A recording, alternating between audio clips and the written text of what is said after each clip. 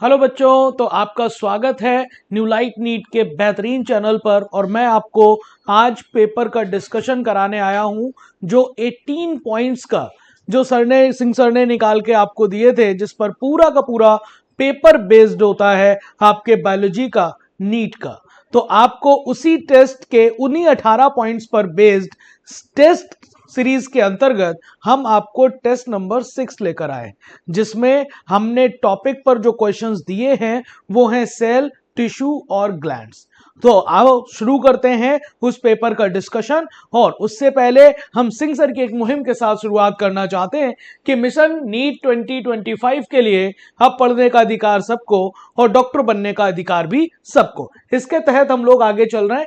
और ये वाली बात जो है कि भाई नीट 2025 के लिए बायो एज 18 ऑनलाइन हमने इसे क्यों बोला है, क्योंकि उन्हीं 18 पॉइंट्स पर जो पेपर होता है वही पर बेस्ड होता है। और आपकी बेहतर डिमांड पर, बहुत सारी डिमांड पर हम लोगों ने उन 18 पॉइंट्स का एक बेहतरीन बम्पर आपको कराया था रैपिड फायर, और उसी पर बेस्ड हमने आपको टेस्ट भी बनाकर दे दिए। तो चलिए देखते हैं हमारा टॉपिक क्या है आज। सेल, टिश्यू और ग्लैंड पर बेस्ड है, और मैं आपका प्यारा सा डॉक्टर अलीश सर जो आपको सिखाने आया हूं उन 50 क्वेश्चंस को जो इन टॉपिक्स पर बेस्ड हैं और आने की संभावना बहुत ज्यादा है। चलिए शुरू करते हैं। आपके पास है पहला क्वेश्चन कह रहा है damage to thymus in child में लीड टू। तो आपको यह बात पता होना चाहिए कि भैया प्राइमरी लिम्फोइड ऑर्गन के तौर पर आपके पास बोन मैरो है बेटा, और थाइमस है। बोन मैरो है और थाइमस है। आपको पता है बोन मैरो में आपके पास बी लिम्फोसाइट भी बनते हैं और टी लिम्फोसाइट भी बनते हैं, लेकिन बी लिम्फोसाइट बनना आपके पास बोन मैरो में है और टी लिम्फोसाइट भी बनना बोन मैरो में है। लेकिन बी लिम्फोसाइट का मैचुरेशन बोन मैरो में ही होता है, लेकिन टी लिम्फोसाइट का मैचुरेशन क्या होता है, थाइमस में होता है। और आपको पता है यहां से निकलने वाला हार्मोन, थाइमस से निकलने वाला हार्मोन थाइमोसिन, जो maturation and proliferation of beta and मतलब बी एंड टी लिम्फोसाइट को कंट्रोल करता है। इसका मतलब अगर थाइमस क्या हो जाए, डैमेज हो जाए, तो बताइए कौन सी इम्यूनिटी आपकी डैमेज हो जाएगी। तो थाइमस में चूंकि मैचुरेशन हो रहा है टी लिम्फोसाइट का, तो टी लिम्फोसाइट का मैचुरेशन होगा, तो टी लिम्फोसाइट जो होते हैं वो सीएमआई को कॉज करते हैं, सेल मीडिएटेड इम्यूनिटी को। तो अगर डैमेज हो जाए थाइमस इन चाइल्ड, तो आपके पास क्या है, loss of cell mediated immunity, सही बात है। Reduction in haemoglobin content in blood, गलत बात। Reduction in the amount of plasma protein, नहीं। और एंटीबॉडी इम्यूनिटी की बात नहीं है। तो आंसर आपके पास क्या हो जाएगा, फर्स्ट, सेल मीडिएटेड इम्यूनिटी का लॉस हो जाएगा बेटा। क्लियर। अगले क्वेश्चन की तरफ बढ़ ले रहे हैं। लिखा हुआ which endocrine gland store its secretion in the extracellular space before discharging into the blood. तो ऐसी कौन सी एंडोक्राइन ग्लैंड है जो अपने सिक्रीशन को स्टोर कर लेती है एक्स्ट्रा सेलुलर स्पेस में, और जब जरूरत होती है तो वहीं से आपके सिक्रीट करती। क्या कोई ऐसी ग्लैंड के बारे में जानते हैं? तो वो ग्लैंड आपको ऐसा लग रहा होगा कि स्टोरेज का काम तो पोस्टीरियर पिट्यूटरी के हार्मोन की बात है, लेकिन याद रखना पोस्टीरियर पिट्यूटरी के जो हार्मोन होते हैं हाइपोथैलेमस में बनते हैं, लेकिन वो हाइपोथैलेमस के जो पाए जाने वाले न्यूरॉन हैं उनके एंड बल्ब में भरे रहते हैं, वो एक्स्ट्रा सेलुलर स्पेस में स्टोर नहीं होते। तो बताइए ये किस हार्मोन की बात है? तो हम बताते हैं ये हार्मोन है आपके पास T3 एंड T4। ये जो थायरॉक्सिन हार्मोन है, जो थायराइड हार्मोन है, पहले क्या करते हैं कि जो टायरोसिन अमीनो एसिड होता है, वो टायरोसिन अमीनो एसिड जब आयोडीन से बाइंड करता है तो मोनो आयोडोथ्रियोनिन बनाता है, और मोनो आयोडोथ्रियोनिन जब आपस में कंबाइन करते हैं तो डाई आयोडोथ्रियोनिन बनता है। और ये जो बन रहे हैं यही आपके पास ग्लोबुलिन के साथ बाइंड होकर बनाते हैं थायरोग्लोबुलिन। क्या बनाते हैं बेटा? थायरोग्लोबुलिन बनाते हैं जो एक्स्ट्रा सेलुलर स्पेस में स्टोर रहते हैं, और जब जरूरत होती है तब ये ब्लड में ग्लोबुलिन हटाकर ब्लड में T3 एंड T4 को पहुंचा दिया जाता है। कहने का मतलब जो हार्मोन आपके इंट्रा एक्स्ट्रा सेलुलर स्पेस में भरा रहेगा वो एड्रिनल ग्लैंड का नहीं, पैनक्रियाज का नहीं, टेस्टिस का नहीं, वो थायराइड ग्लैंड का है। बात समझिएगा, बढ़िया क्वेश्चन है। अगला क्वेश्चन आपके पास क्या है? अगला क्वेश्चन लिखा पैराथॉर्मोन इज सिक्रेटेड ड्यूरिंग। तो याद रखिएगा पैराथॉर्मोन जो है पीटीएच कब, मतलब पीटीएच का सिक्रीशन कब होगा? तो भाई साहब ब्लड में कैल्शियम लेवल कम जब हो जाएगा तभी पीटीएच रिलीज होगा, जो ब्लड में कैल्शियम लेवल को बढ़वाएगा। गलती मत करिएगा, ड्यूरिंग लिखा हुआ है। अगर वो कहता पैराथॉर्मोन का काम क्या है तो कह सकते थे कि ब्लड में कैल्शियम के लेवल को बढ़वाना, लेकिन सवाल यह है पैराथॉर्मोन कब सिक्रीट होगा? तो जब ब्लड में आपके कैल्शियम आयन क्या हो जाएगा, कम हो जाएगा, तब सिक्रीट होगा। बात समझ पाए कि नहीं समझ पाए? बात समझ जाना बेटा। आंसर क्या हो जाएगा? पैराथॉर्मोन कब सिक्रीट होगा? जब ब्लड में कैल्शियम का लेवल कम हो जाएगा। पीटीएच का काम क्या होता है? अगर कहा जाए फंक्शन क्या है, तो फंक्शन है आपके पास ब्लड में कैल्शियम लेवल को बढ़ाकर रखना, ठीक है। और ये कब रिलीज होगा? जब कैल्शियम आयन ब्लड में कम हो जाएगा। आपको यह भी पता है कि पीटीएच के एंटागोनिस्टिक कौन सा हार्मोन काम करता है? तो यहां पर एंटागोनिस्टिक काम करता है थायरोकैल्सिटोनिन, जो कि एक पेप्टाइड हार्मोन है, थायराइड ग्लैंड से निकलता है और जो ब्लड में कैल्शियम लेवल को कम करवाता है। तो पीटीएच मतलब पैराथॉर्मोन और थायरोकैल्सिटोनिन आपस में सिनर्जिस्टिक हुए या एंटागोनिस्टिक हुए? ये एंटागोनिस्टिक हो जाएंगे बेटा, याद रखिएगा। आंसर क्या बन जाएगा? थर्ड का सेकेंड। चलिए अगला क्वेश्चन लिखा हुआ है the hormone that initiate ejecting milk.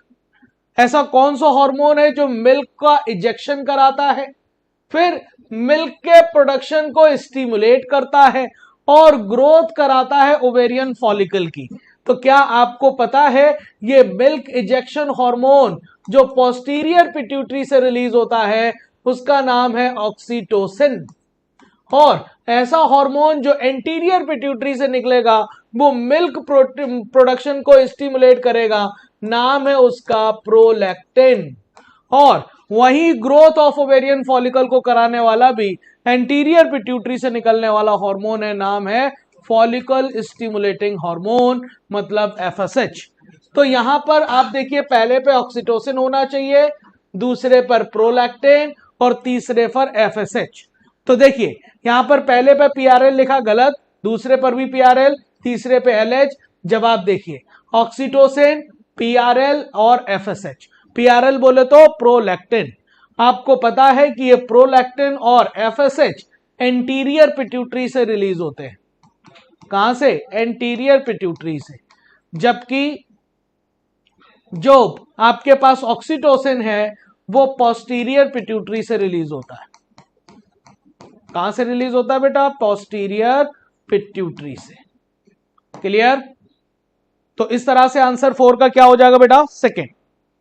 अगला क्वेश्चन देख लो, hormones involve in the discharge of pancreatic juice in mammals. तो पैनक्रियाटिक जूस को रिलीज कराने वाला हार्मोन एंडोक्राइन ग्लैंड में लिखा हुआ है कि भाई निकलता है आपके पास एलिमेंट्री कैनाल से, एलिमेंट्री कैनाल से निकलता है और वो काम करता है पैनक्रियास पर, और पैनक्रियास से पैनक्रियाटिक जूस को निकलवाने वाला हार्मोन सेक्रेटिन है।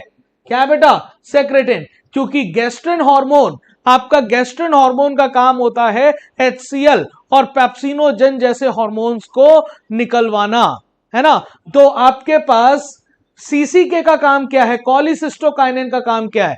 तो ये गॉल ब्लैडर और पैनक्रियास दोनों पर काम करता है, और आपके H+ HCO3- को मतलब बाइकार्बोनेट आयन को रिलीज कराएगा। और मेनली इसका काम क्या होता है, मेनली काम होता है कि एसिडिक मीडियम को न्यूट्रलाइज करके एल्कलाइन मीडियम मेंटेन करना।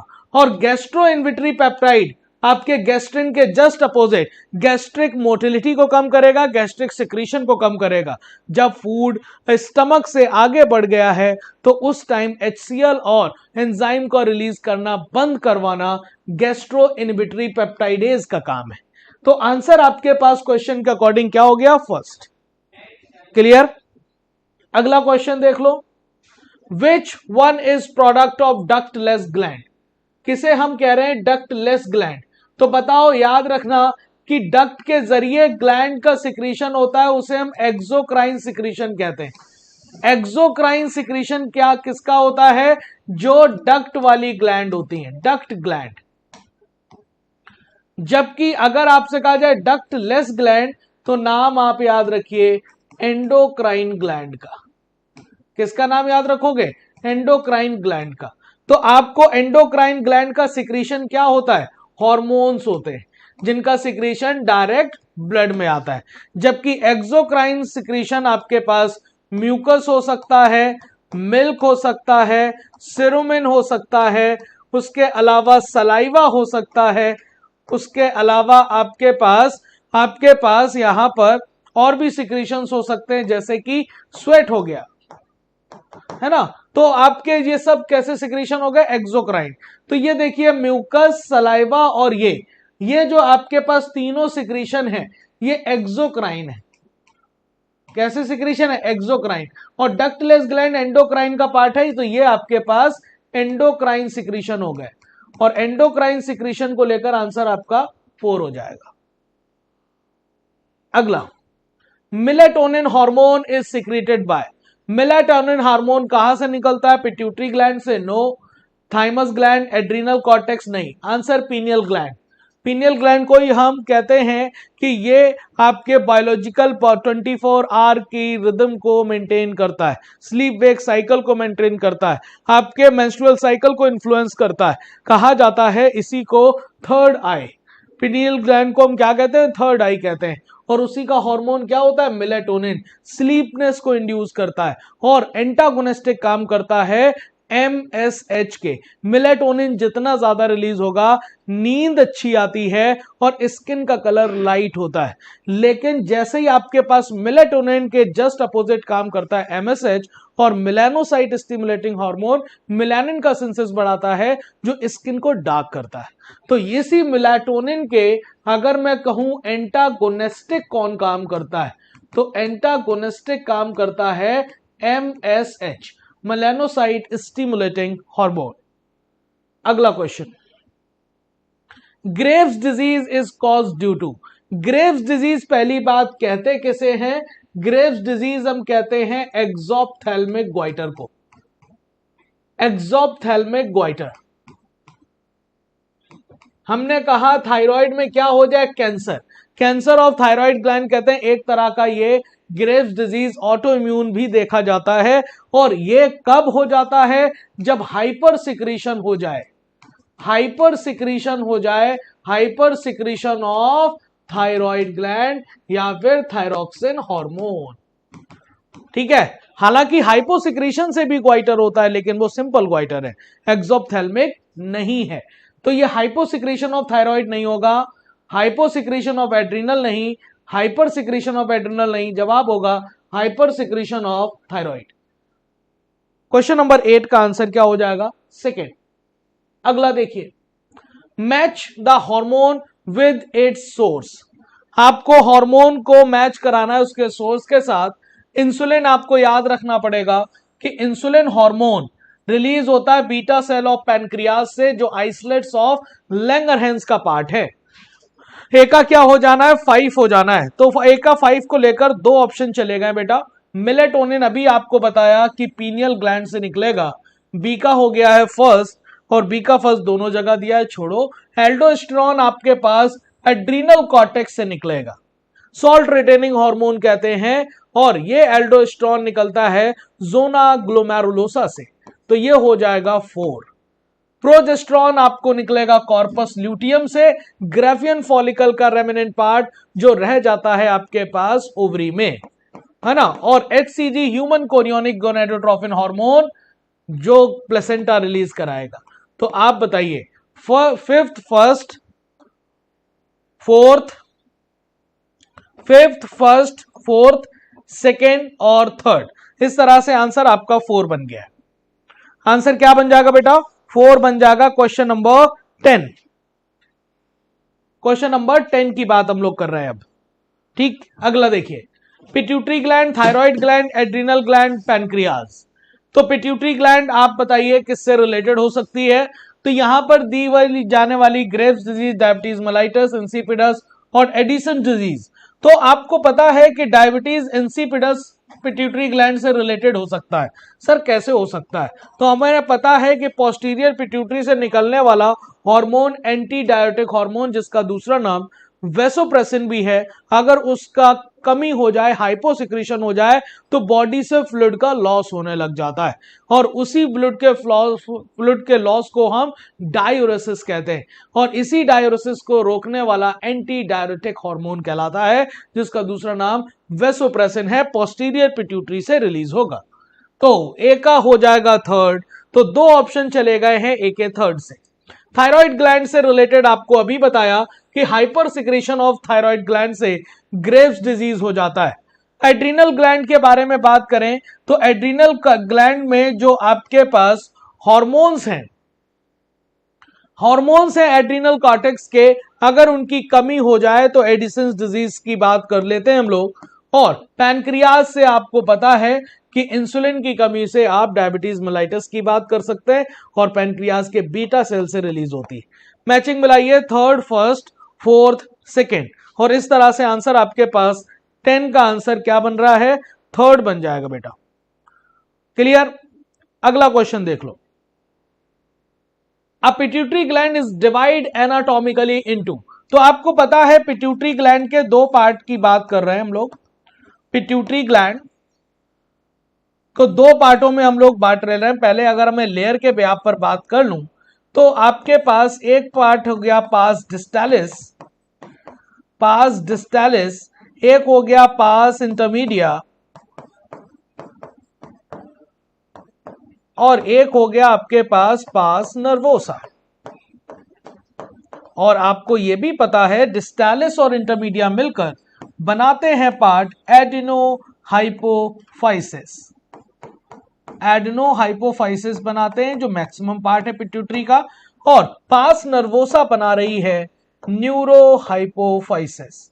याद रखिएगा कि जो आपके पास न्यूरोहाइपोफाइसिस के हार्मोन न्यूरोहाइपोफाइसिस में नहीं बनते तो हाइपोथैलेमस में हैं, बट स्टोर और रिलीज होते हैं पोस्टीरियर पिट्यूटरी, बोले तो पास नर्वोसा या न्यूरोहाइपोफाइसिस। क्लियर? तो आपके पास एनाटॉमिकली अगर हम पिट्यूटरी ग्लैंड को डिवाइड करें तो एडेनोहाइपोफाइसिस एंड पास इंटरमीडिया नहीं, adenohypophysis and epiphysis no, epiphysis and neurohypophysis no, adenohypophysis and neurohypophysis. Answer आपके पास 4 बन जाना है।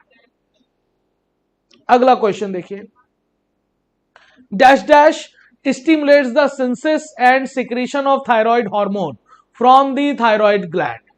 तो बताइए, उसने लिखा कोई ऐसा डैश डैश में आप पढ़ोगे कोई हार्मोन जो स्टिमुलेट करेगा synthesis and secretion of thyroid hormone, thyroid hormone के निकलने को स्टिमुलेट करने वाला हार्मोन।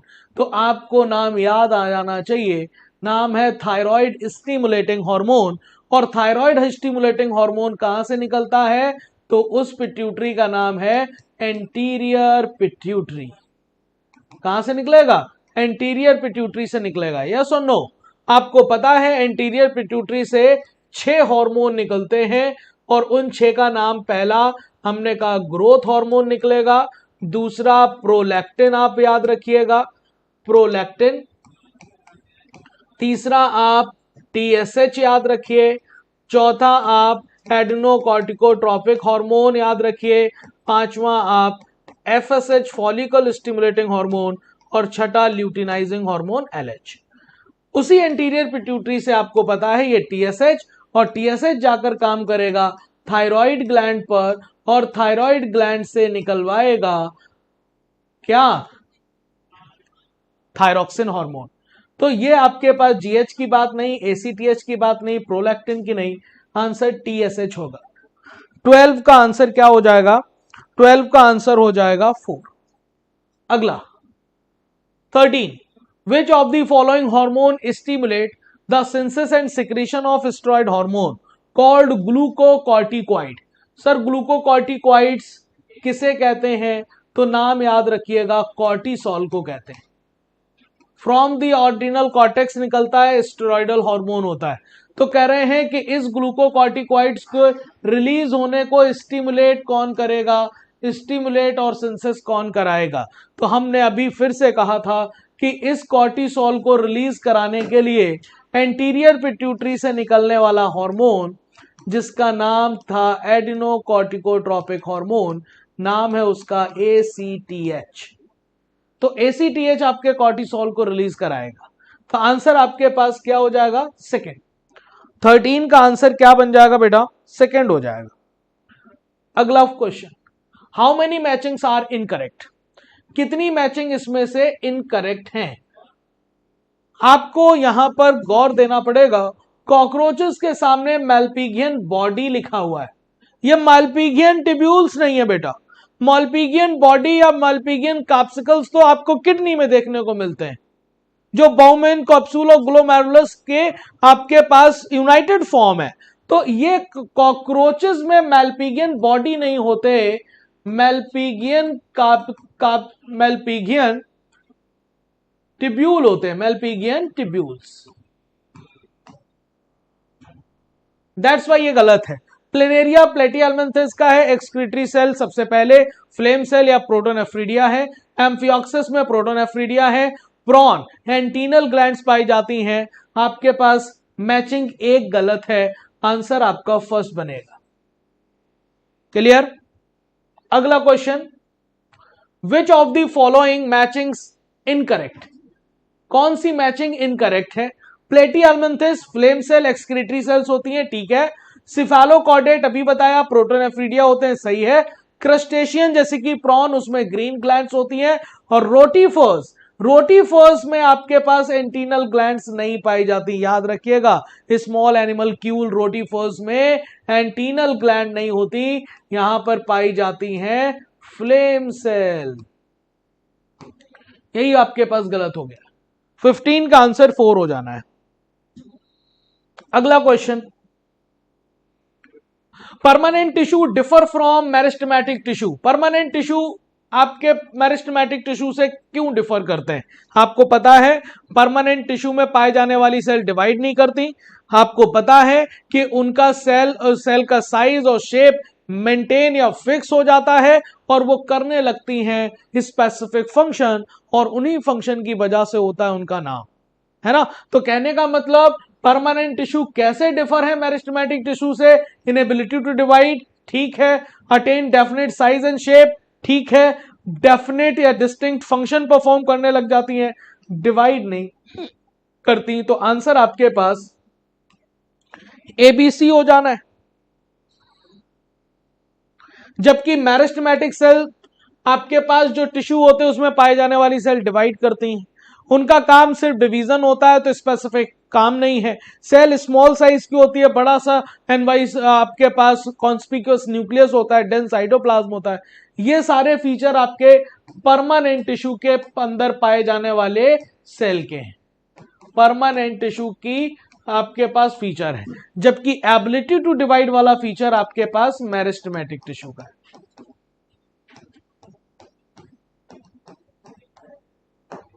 चलिए अगला क्वेश्चन 17, रे पैरेन्काइमेटस सेल। आपको याद रखना पड़ेगा रे पैरेन्काइमा कहां पढ़ा आपने, रेडियल कंडक्शन ऑफ वाटर करने वाला जाइलम का इकलौता लिविंग पार्ट, जिसे हम कहते हैं जाइलम पैरेन्काइमा। जाइलम पैरेन्काइमा ही लिविंग होता है जाइलम में, बाकी जाइलम ट्रैकीड्स, वेसल्स और आपके पास जाइलम फाइबर्स ये सब डेड होते हैं, क्योंकि लिग्निन का डिपोजिशन है। तो रे पैरेन्काइमा लिविंग होते हैं, यस, डेड नहीं होते और रेडियल कंडक्शन ऑफ वाटर करते हैं, ये भी ठीक है। आंसर आपके पास 4 हो जाना है, फर्स्ट एंड थर्ड। अगला question, which of the following blood cells play important role in blood clotting. कैसे भूल सकते हैं आप कि ऐसी कौन सी ब्लड सेल है जिनकी कमी हो जाए तो क्लॉटिंग डिसऑर्डर्स हो जाता है। डेंगू में थ्रोम्बोसाइट मतलब प्लेटलेट्स के काउंट कम होने से, इंटरनल ब्लीडिंग और वहां पर क्लॉट का ना बन पाना मौत की वजह बन जाता है। तो कहा जाता है इनका नाम थ्रोम्बोसाइट है। और याद रखिएगा थ्रोम्बोसाइट सेल्स नहीं है, सेल के फ्रेगमेंट्स हैं जिसे हम प्लेटलेट्स कहते हैं। क्या कहते हैं? प्लेटलेट्स। अगर मैं इनके अमाउंट की बात करूं तो 1.5 से 3.5 लाख पर मिलीमीटर क्यूब इनकी अमाउंट होना चाहिए। न्यूट्रोफिल्स आपको डब्ल्यूबीसी है और डब्ल्यूबीसी में इनका काम फैगोसाइटोसिस है, सबसे ज्यादा पाए जाने वाली डब्ल्यूबीसी है। ल्यूकोसाइट आपके पास डब्ल्यूबीसी हो गए, उसका टाइप न्यूट्रोफिल्स हो गया, जबकि आरबीसी आपके इरिथ्रोसाइट का नाम आरबीसी हो गया, जिसका अमाउंट आपको पता है कि कितना होता है। आपके पास इरिथ्रोसाइट 50 से 55 लाख, 5 से 5.5 मिलियन पर मिलीमीटर क्यूब, जबकि डब्ल्यूबीसी का अमाउंट होता है 6 से 8 हजार पर मिलीमीटर क्यूब। याद रखिएगा जो डब्ल्यूबीसी मतलब ल्यूकोसाइट हैं वो कलरलेस होते हैं और कलरलेस के साथ साथ न्यूक्लिएटेड होते हैं, जबकि आरबीसी में मैच्योर आरबीसी ई न्यूक्लिएटेड है। कैसे आते? ई न्यूक्लिएटेड और कलर्ड होते हैं। कलर किसकी वजह से है? हीमोग्लोबिन की वजह से है। कैसा कलर है? तो आप कहोगे रेड कलर है। अगले क्वेश्चन की तरफ चल रहे हैं। अगला क्वेश्चन आ गया, leucocyte are and dash dash.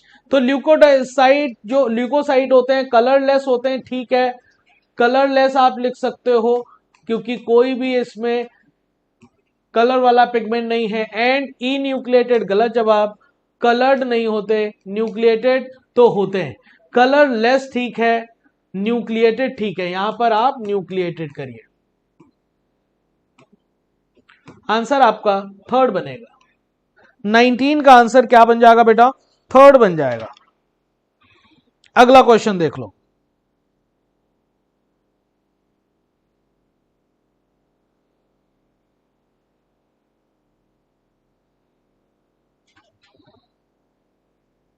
Colourless and nucleated, ठीक है, आंसर क्या बन जाएगा 19 का? थर्ड। अगला क्वेश्चन आपके पास लिडिक सेल के बारे में है। लिडिक सेल आपको पता है टेस्टिस में पाए जाते हैं और ये जो आपके पास लिडिक सेल्स हैं वो कहां प्रेजेंट होंगे? सेमिनिफेरस ट्यूब्यूल के बाद आपके पास जो आपके पास जो स्ट्रोमल टिश्यू होता है उसमें पाए जाते हैं। तो ये सेमिनिफेरस ट्यूब्यूल्स में नहीं होते, आउटसाइड तो सेमिनिफेरस ट्यूब्यूल हैं और स्क्रोटल वॉल में नहीं, विद मेल जर्म सेल नहीं। आंसर आपके पास 20 का सेकंड हो जाएगा। और याद रखिएगा लिडिक सेल पर एलएच काम करता है और एलएच सेल जब लिडिक सेल पर एलएच हार्मोन जब लिडिक सेल पर काम करता है बेटा, लिडिक सेल पर काम करता है तो आपको यह बात पता है कि यहां से एक हार्मोन निकलवाएगा जिसे हम मेल सेक्स हार्मोन कहेंगे, एंड्रोजन, जो कंट्रोल करेगा सेकेंडरी सेक्सुअल कैरेक्टर को और हेल्प करेगा स्पर्मेटोजेनेसिस को। तो 20 का आंसर क्या हो जाएगा? सेकेंड। अगला, simple tissue that don't contain chloroplast. ऐसा सिंपल टिश्यू बताना है जिसके पास ना पाए जाएं क्लोरोप्लास्ट। पैरेन्काइमा, क्लोरेन्काइमा जो आपके पास क्लोरोप्लास्ट पाए जाते हैं, बेसोफिल सेल। कॉलेनकाइमा में भी आपको देखने को मिलेगा, स्क्लेरेनकाइमा में देखने को नहीं मिलेगा। और जाइलम तो सिंपल टिश्यू ही नहीं है, ये तो परमानेंट टिश्यू है। तो जवाब आपके पास उस सिंपल टिश्यू का बताना है जिसमें क्लोरोप्लास्ट नहीं है, तो वो जवाब आपके पास स्क्लेरेनकाइमा हो जाएगा। 21 का आंसर हो जाएगा थर्ड। अगला, Which of the following is usually not an element of xylem in gymnosperm? कौन सा ऐसा एलिमेंट है जो जाइलम ऑफ द जिम्नोस्पर्म में नहीं पाया जाता? तो आपको पता है कि इसमें जाइलम पैरेन्काइमा भी होता है, जाइलम फाइबर भी होते हैं और जाइलम ट्रैकीड्स भी होते हैं, लेकिन जाइलम वैसल्स नहीं पाए जाते। जाइलम वैसल्स नहीं पाए जाते। Sieve tube not an element of xylem की बात कर रहा है, तो सीव ट्यूब तो आपके पास फ्लोएम का है, वेसल्स के नहीं पाया जाएगा, ट्रैकीड्स होगा, जाइलम पैरेन्काइमा होगा। ठीक है, तो आपके पास अगर वो जाइलम के बारे में पूछ रहा है तो आंसर आपको वेसल्स देना पड़ेगा, क्योंकि सीव ट्यूब तो जाइलम का पार्ट ही नहीं है। क्लियर? तो आंसर आपके पास 22 का आंसर सेकंड हो जाएगा। क्या हो जाएगा बेटा? सेकंड।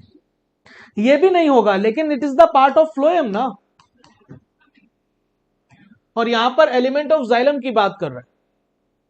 ठीक है बेटा, अगला question, match the following columns, vessels, tracheid, sclereid. Vessel आपके पास देखिए, वेसल्स की बात कर रहे हैं, लार्ज सेंट्रल कैविटी पाई जाएगी, तो ये हो जाएगा सेकंड। ट्रैकीड्स की बात करेंगे तो टैपर्ड्स एंड्स पाए जाते हैं सेल के, फर्स्ट हो जाएगा। स्क्लेराइड्स लिग्निन के डिपोजिशन की वजह से इसमें वेरी नैरो कैविटी देखने को मिलेगी, तो ये हो जाएगा 4।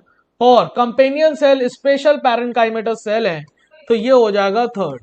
तो second, first, fourth, third, second, first, fourth, third, answer क्या हो जाएगा? सेकेंड। 23 का आंसर क्या बन जाएगा बेटा? सेकेंड बन जाएगा। अगला, what constitute the ground tissue of a plant. Ground tissue के बारे में बात कर रहा है, कौन कॉन्स्टिट्यूट करेगा? तो ग्राउंड टिश्यू में कौन कौन आ रहा है? तो आपको पता है epidermal tissue system, ground tissue system, vascular tissue system. Epidermis के बाद है ना, जो भी आपके पास पाया जा रहा है वो आपके पास ग्राउंड टिश्यू सिस्टम में आएगा, लेकिन आपको वैस्कुलर टिश्यूज में से हटाने पड़ेंगे। All tissue include epidermis and vascular bundle. क्या ये बात सही है? फिर लिखा all tissue except outermost covering of plant and vascular bundles, ये मुझे सही लग रहा है। फिर जाइलम एंड फ्लोएम और पिथ, सिर्फ आपके पास इसमें जाइलम फ्लोएम आ गया, वैस्कुलर बंडल आ गया, इसमें भी वैस्कुलर बंडल आ गया, हटाओ। तो आंसर आपके पास इंक्लूड नहीं होगा एपिडर्मिस, इसका मतलब आपके पास ये वाली बात गलत हो गई। 24 का आंसर सेकंड बन जाएगा। 24 का आंसर क्या बन जाएगा बेटा? सेकंड। अगला, given below are two statement, assertion और रीजन लिखा हुआ है। Radial vascular bundle present in stem, यह बात सही है गलत है? रेडियल वैस्कुलर बंडल का मतलब होता है कि जाइलम और फ्लोएम जो है वो अलग अलग रेडियाई पर पाए जाएं, और रेडियल वैस्कुलर बंडल स्टेम में नहीं होते, ये बात तो गलत है। Xylem and phloem with vascular bundle are arrange in alternate manner of different radii.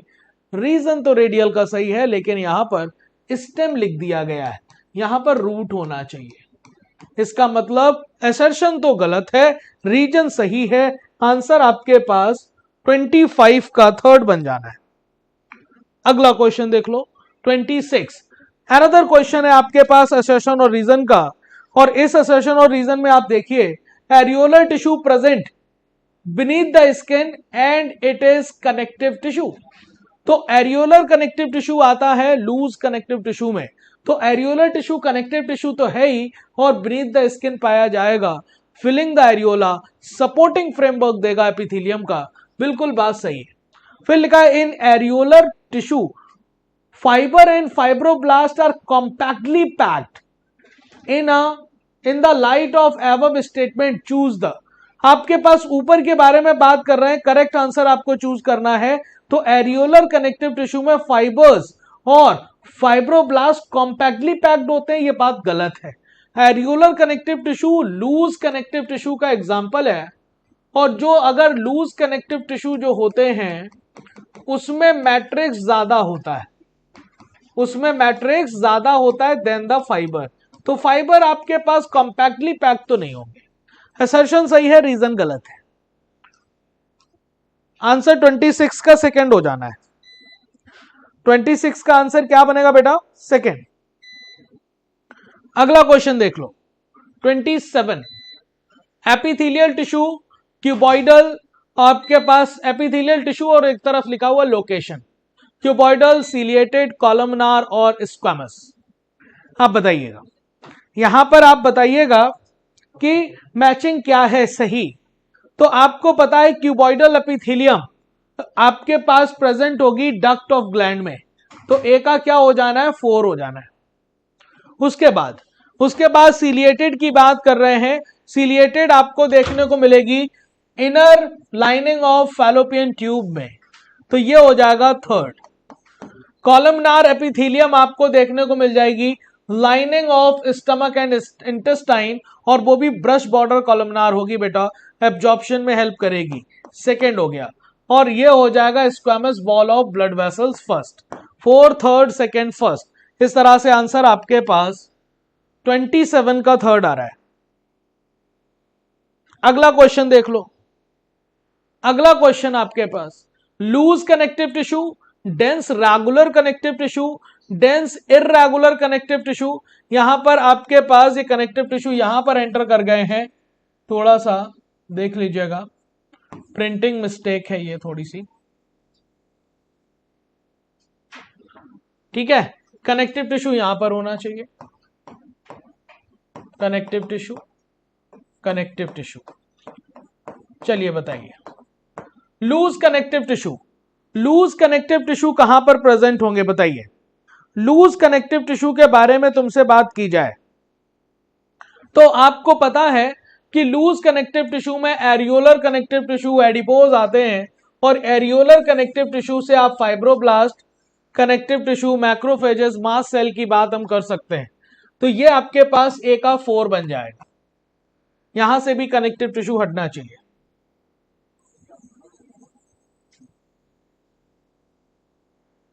फिर देखिए दूसरा, dense regular connective tissue. Dense regular connective tissue कहां पर देखने को मिल जाएंगे, तो टेंडन और लिगामेंट्स में देखने को मिल जाएंगे।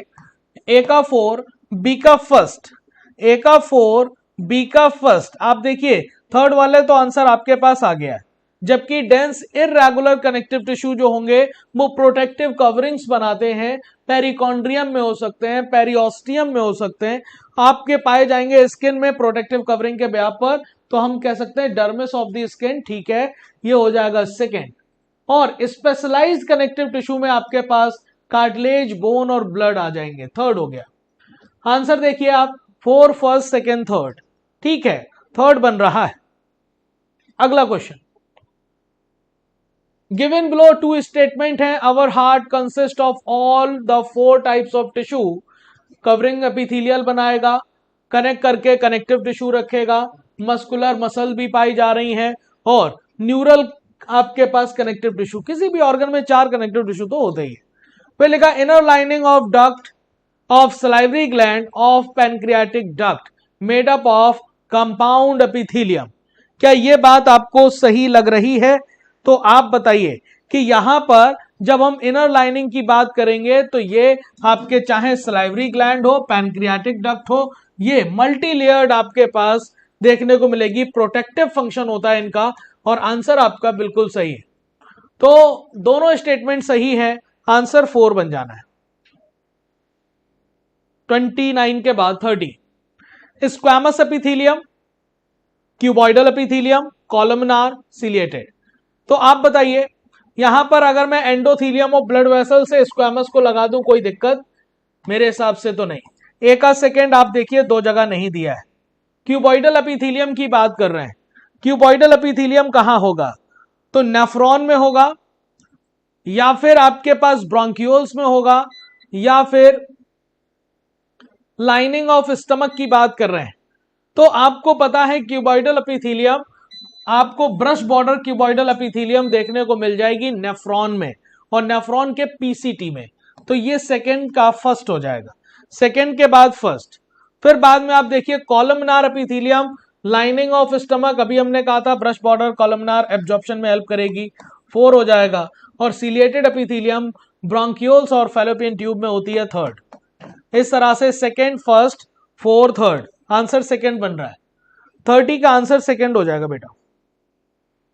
अगला question, which of the following is absent in you prokaryotes, बताइए कौन, विच of the following absent in prokaryotes, prokaryotes में कौन एब्सेंट होगा? तो आपको पता है कि प्रोकैरियोट में डीएनए भी होगा, आरएनए भी होगा, सेल मेम्ब्रेन भी होगा, माइटोकॉन्ड्रिया नहीं होता। माइटोकॉन्ड्रिया डबल मेम्ब्रेनस है और आपको पता है कोई भी मेम्ब्रेनस सेल ऑर्गेनेल प्रोकैरियोट में देखने को नहीं मिलता। ये वाले सेल देखिए, on the basis of given figure which of the following option is correct, इस वाले सेल को देखकर आपको लग रहा होगा कि ये आपके राउंड एंड ओवल शेप की जो सेल आपको दिख रही हैं और ये आपके फोटोसिंथेसिस को करने वाली मीजोफिल सेल है। और ये जो आपको दिख रहा है कि ये कंडक्शन करेगा वाटर का, और इसे हम ट्रैकीड्स कहते हैं। और ट्रैकीड्स पर लिग्निन का डिपोजिशन होता है और नॉन यूनिफॉर्म लिग्निन के डिपोजिशन से यहां पर पिट्स भी दिखाई दे रहे हैं। तो कहते हैं ए वेसल है, गलत बात है। बी मीजोफिल सेल है, राउंड एंड ओवल शेप की सेल है, ठीक है। ए ट्रैकीड्स है और प्रेजेंट होता है जाइलम में। More than one correct answer सही है। हम यहां पर 2 एंड 3 भी कह सकते हैं, 2 और 3 आंसर सही है। ए वाला गलत है बेटा, वेसल नहीं है, ये ट्रैकीड्स है। अगला, which of the following is not includes in endomembrane system, कौन एंडोमेम्ब्रेन सिस्टम में इंक्लूड नहीं होता? एंडोमेम्ब्रेन सिस्टम में ऐसे सेल ऑर्गेनेल इंक्लूड होते हैं जो फंक्शनली कोऑर्डिनेटेड होते हैं, जैसे कि आपके पास एंडोप्लाज्मिक रेटिकुलम, जैसे कि गोल्जी कॉम्प्लेक्स, जैसे कि लाइसोसोम, जैसे कि वैक्यूल। आप बताइए इसमें कौन इंक्लूड नहीं है? गोल्जी अपरेटस है, एंडोप्लाज्मिक रेटिकुलम है, लाइसोसोम है, माइटोकॉन्ड्रिया नहीं है। आंसर आपके पास 3rd हो जाएगा, only C, not included in endomembrane system. अगला, in given structure how many structure are bound by double membrane? Double membranes कौन सा स्ट्रक्चर है? तो माइटोकॉन्ड्रिया डबल मेम्ब्रेनस है बेटा, राइबोसोम तो नॉन मेम्ब्रेनस है, वैक्यूल सिंगल मेम्ब्रेनस है, लाइसोसोम सिंगल मेम्ब्रेनस है, क्लोरोप्लास्ट डबल मेम्ब्रेनस है, सेंट्रियोल नॉन मेम्ब्रेनस है, न्यूक्लियस डबल मेम्ब्रेनस है, गोल्जी अपरेटस सिंगल मेम्ब्रेनस। तो आंसर तो 3rd हुआ ना, 34 का 3rd। ठीक बेटा, 34 का क्या हो जाएगा? 3rd। 3rd नहीं, मतलब 2nd हो जाएगा, 2nd हो जाएगा, 3 सही है, 3rd ना बोलिए इसे। अगला लिखा हुआ, in which among the following cell organelle steroidal hormone are being synthesized. तो कह रहे हैं कि in which of the following cell organelle steroidal hormones are being synthesized in the animal cell. तो स्टेरॉइड मतलब आपसे कहा जाए लिपिड, लिपिड के डेरिवेटिव की बात कर रहे हैं। लिपिड से बनेगा, लिपिड का फॉर्म कोलेस्ट्रॉल, और कोलेस्ट्रॉल से बनते हैं स्टेरॉइड हार्मोन, और ये कनेक्शन आपके पास बनता है स्मूथ एंडोप्लाज्मिक रेटिकुलम से, जो लिपिड की सिंथेसिस करते हैं। तो ये प्रोटीन की सिंथेसिस करेगा rough endoplasmic reticulum. Golgi complex की बात करें तो ग्लाइकोसाइलेशन या साइडेशन करेगा, लिपो ग्लाइकोलिपिड और ग्लाइकोप्रोटीन बनाएगा, वैक्यूल्स स्टोरेज करेगा। आंसर आपके पास फर्स्ट हो जाएगा 35 का। 36, the cell wall of plant is made up of. तो हेमीसेलुलोज और पैक्टिन ओनली, ओनली तो नहीं। फिर लिखा हेमीसेलुलोज, लिपिड एंड प्रोटीन, अभी इसमें सेलुलोज ही गायब है।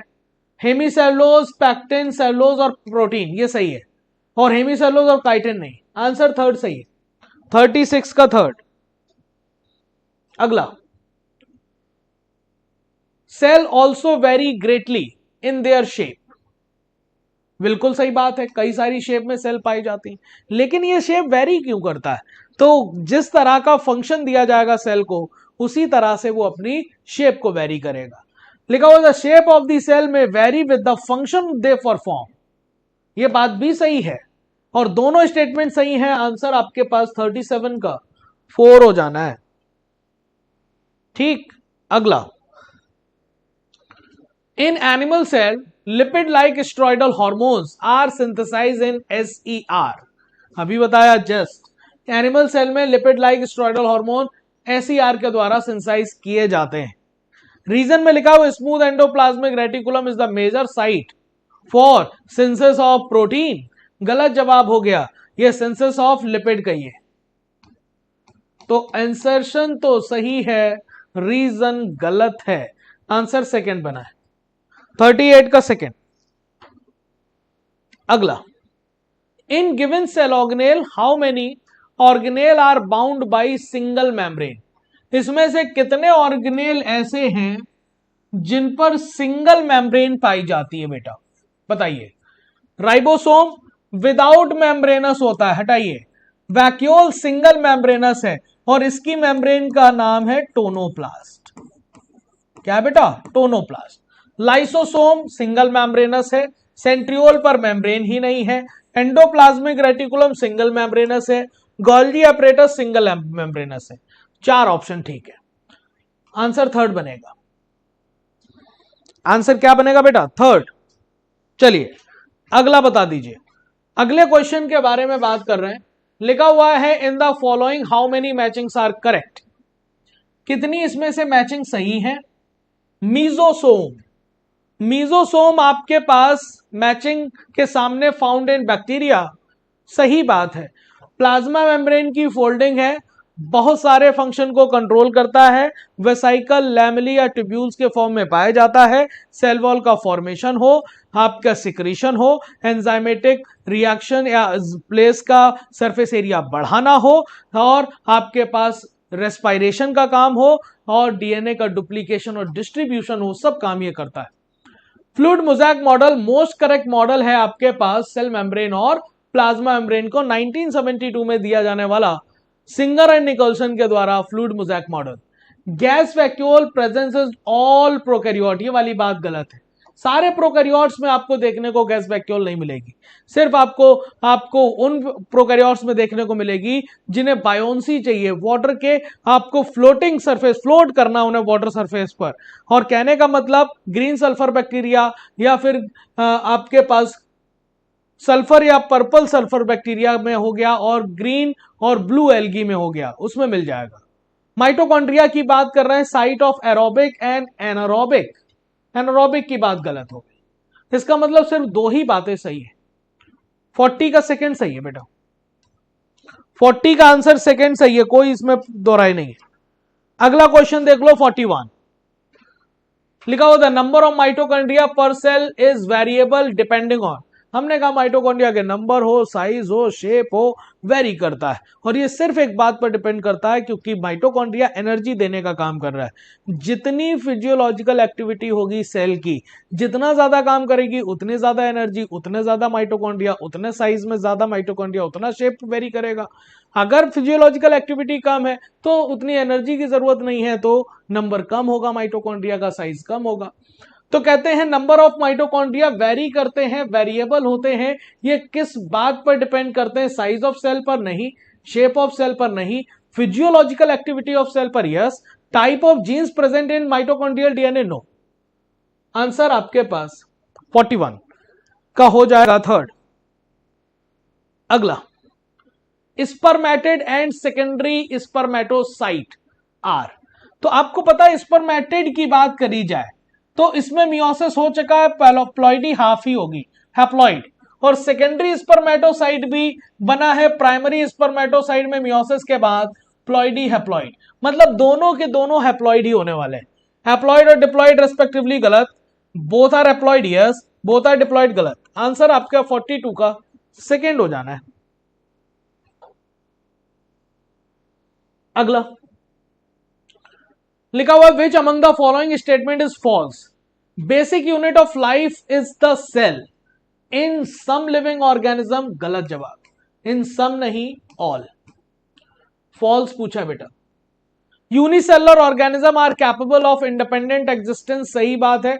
अगर एक सेल है तो उसे किसी पर डिपेंडेंसी नहीं है, अपने सारे एसेंशियल फंक्शन खुद सेल परफॉर्म करेगी, और anything less in the complete structure of the cell does not ensure independent existence, है ना। तो आपको यह बात पता है कि unicellular organism are capable of performing the essential function of life, सही बात। तो फॉल्स निकालना है, और तो आंसर आपका ओनली ए बनेगा। 43 का हो जाएगा थर्ड। अगला 44 स्टेटमेंट लिखा है centrosome contains two cylindrical structure called centriole. बिल्कुल बात सही है। सेंट्रोसोम का मतलब ऐसा स्ट्रक्चर जिसमें परपेंडिकुलर अरेंज है, राइट एंगल है, आपके पास अरेंज है सेंट्रियोल, और आसपास का फ्लूइड पेरीसेंट्रियोलर जो आपके पास फ्लूइड है मिलकर बना रहा है सेंट्रोसोम। तो साफ बात तो सही है, और डिवीजन के दौरान ये सेंट्रोसोम डबल होंगे तो सेंट्रियोल भी डबल होंगे। लिखा हुआ है centriole forms the basal body of cilia flagella and spindle fibre. बिल्कुल बात सही है। सेंट्रियोल बेसल बॉडी भी बनाएगी जो सीलिया और फ्लैजिला बनाएगी। आपको पता है सेंट्रियोल का अरेंजमेंट 9+0 है, जबकि सीलिया और फ्लैजिला का अरेंजमेंट 9+2 है। बात दोनों सही है, दोनों सही है, आंसर 4 बनेगा। 44 आंसर 4। अगला देखिए लिखा हुआ 45 में असर्शन में reserve material in prokaryotic cell are stored in the cytoplasm in the form of inclusions. बिल्कुल सही बात है। और इन इंक्लूजन में साइनोफाइसियन ग्रैन्यूल, चलो ग्लाइकोजन ग्रैन्यूल, साइनोफाइसियन ग्रैन्यूल और फॉस्फेट ग्रैन्यूल्स के फॉर्म में। रीजन में लिखा inclusion bodies are bounded by membrane. गलत जवाब हो गया, ये बिना मेम्ब्रेन के होता है, non membranes, non membrane bound. तो रीजन तो गलत है, असर्शन सही है, रीजन गलत है। आंसर आपके पास सेकंड बन जाना है। 45 का second. 46 how many matchings are correct? Organelles, membrane, name या करेक्टर? ठीक है। वैक्यूल डबल मेम्ब्रेनस नहीं होता, सिंगल मेम्ब्रेनस होता है, हालांकि उसकी मेम्ब्रेन का नाम टोनोप्लास्ट जरूर है। फिर लिखा क्लोरोप्लास्ट डबल मेम्ब्रेनस होता है, सही है। इनर मोर परमिएबल है, गलत जवाब है। ये इनर लेस परमिएबल होती है than the inner membrane of mitochondria. Mitochondria double membranous है, इनर मेम्ब्रेन फोल्ड होकर फिंगर लाइक प्रोजेक्शन बनाती है, उसे हम क्रिस्टी कहते हैं। सेंट्रियोल सिंगल लेयर्ड है, हेल्प इन सेल डिवीजन, भाई साहब सिंगल लेयर नहीं, नॉन मेम्ब्रेनस होता है। तो आपके पास सिर्फ एक बात सही है, 46 का 4 हो जाना है बेटा। अगला which of the following cell organelle has its own DNA? ऐसा कौन सा सेल ऑर्गेनेल है जिसके पास खुद का डीएनए है? और खुद का डीएनए रखने वाले उन सेल ऑर्गेनेल का नाम होता है माइटोकॉन्ड्रिया और क्लोरोप्लास्ट। ईआर नहीं, डिक्टियोसोम जिसे हम गोल्जी कॉम्प्लेक्स कहते हैं, नो, लाइसोसोम नहीं, माइटोकॉन्ड्रिया। क्या कहते हैं बेटा? माइटोकॉन्ड्रिया। 47 के बाद 48 most prokaryotic cell have a chemically complex cell envelope consisting of. तो मोस्ट ऑफ द प्रोकैरियोट में ये कॉम्प्लेक्स आपके पास केमिकली कॉम्प्लेक्स आपको सेल एनवेलप पाए जाते हैं, जो 3 तरह के आपको देखने को मिलेंगे। आउटर है ग्लाइकोकैलिक्स जो कि आपको लूज शीथ और मतलब टफ कैप्सूल के फॉर्म में दिखाई दे सकता है। दूसरा है आपके पास सेल वॉल, और तीसरा है सेल मेम्ब्रेन। तो आपके ग्लाइकोकैलिक्स भी होगा, सेल वॉल भी होगा, प्लाज्मा मेम्ब्रेन भी होगी। आंसर ऑल हो गया है। आंसर क्या हो गया बेटा? ऑल। फिर 49 इस डायग्राम को देखिए, चूज और ए और बी। आपको जहां पर राइबोसोम दिखाई दे रहे हैं टुवर्ड्स द न्यूक्लियर मेम्ब्रेन है, उसे हम रफ एंडोप्लाज्मिक रेटिकुलम कहते हैं। और जो आपको बी वाला है उसमें राइबोसोम नहीं दिखाई दे रहा है, इन जनरल प्लाज्मा मेम्ब्रेन की फोल्डिंग से बनते हैं, उन्हें हम एसईआर कहते हैं। आरईआर के बारे में बात तुमसे की जाए, आरईआर के बारे में तुमसे बात की जाए तो ये प्रोटीन सिंथेसिस कराएगा, और जबकि एसईआर क्या कराएगा? Lipid synthesis. तो देखिए actively involve in protein synthesis, A वाली बात ठीक है, एंड सिक्रीशन, और उसके बाद major site of synthesis of lipid, पहला ही सही लग रहा है। फिर लिखा हुआ है एनिमल से लिपिड, ए वाला बात गलत। Major site of synthesis of lipid, A वाली बात गलत। लिपिड एंड स्ट्रल गलत। आंसर फर्स्ट सही है। आंसर क्या हो जाएगा बेटा? फर्स्ट। और ये है आज का आखिरी क्वेश्चन। लिखा हुआ है plasma membrane is selectively permeable in nature, बिल्कुल सही। और plasma membrane of prokaryote cell is structurally similar that the eukaryotic cell, तो ये बात भी बिल्कुल सही है। दोनों स्टेटमेंट बिल्कुल सही है और आंसर आपका 4 बन जाएगा। तो आई होप आपको सारे क्वेश्चन 50 के 50 क्वेश्चन जो कि बेस्ड हैं सेल, आपके पास टिश्यू और ग्लैंड्स पर, आई होप आपको ये सारे क्वेश्चंस आपको समझ आए होंगे। किसी भी क्वेश्चन में अगर आपको डाउट लग रहा है तो आप कमेंट जरूर करिएगा। आपको अच्छा लगा हो तो कमेंट करिएगा, खराब लगा हो तो भी कमेंट करिएगा। कमेंट जरूर करिएगा, है ना। आपके कमेंट हमें हौसला अफजाई करते हैं और एनर्जी पैदा करते हैं। ठीक है बेटा, चलिए ऐसे ही लगे रहिए और आगे के टेस्ट के लिए फिर से हम किसी डिस्कशन में मिलेंगे। Thank you so much.